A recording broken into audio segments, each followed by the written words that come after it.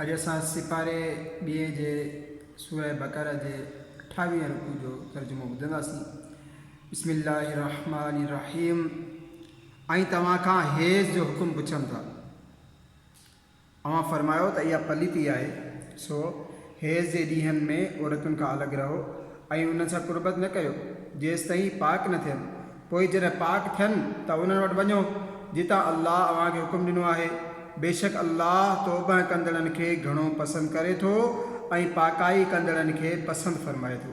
तव्हां जूं ज़ालूं तव्हां लाइ ॿनी आहिनि, पोइ अचो पंहिंजे ॿनीअ में जीअं वणेव ऐं पंहिंजी भलाई जो कमु पहिरियां ई करियो ऐं अल्लाह खां ॾिजंदा रहो ऐं ॼाणो त अव्हांखे उन सां मिलणो आहे।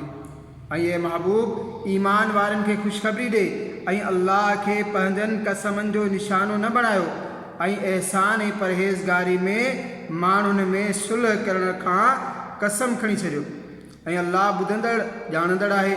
अल्लाह अव्हांखे नथो पकड़ करे उन्हनि कसमनि में जेकी बिना इरादे ज़िबान सां निकिरी वञनि।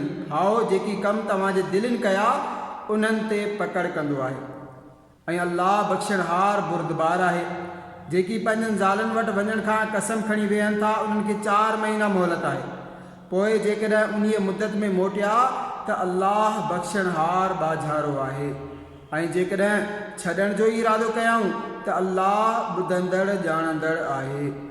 ऐं तलाक वारियूं पंहिंजियुनि जानियुनि खे 3 हेज़ झलीनि ऐं खेनि हलाल न आहे जो उहो लिकाइनि जेको अल्लाह उन्हनि जे ॻभेरनि में पैदा कयो। जेकॾहिं अल्लाह ऐं क़यामत जे ॾींहं ते ईमान रखंदियूं आहिनि ऐं उन्हनि जे मुड़ुसनि खे जेकॾहिं मेलाप घुरनि त उन मुद्दत अंदरि उन जे मोटाइण जो वधीक हक़ आहे। ऐं औरतुनि जो बि हक़ अहिड़ो ई आहे जहिड़ो उन्हनि ते आहे मुताबिक़ शरीयत जे ऐं मुड़ुसनि खे उन्हनि ते फ़ज़ीलत आहे ऐं अल्लाह ग़ालिब हिकमत वारो आहे।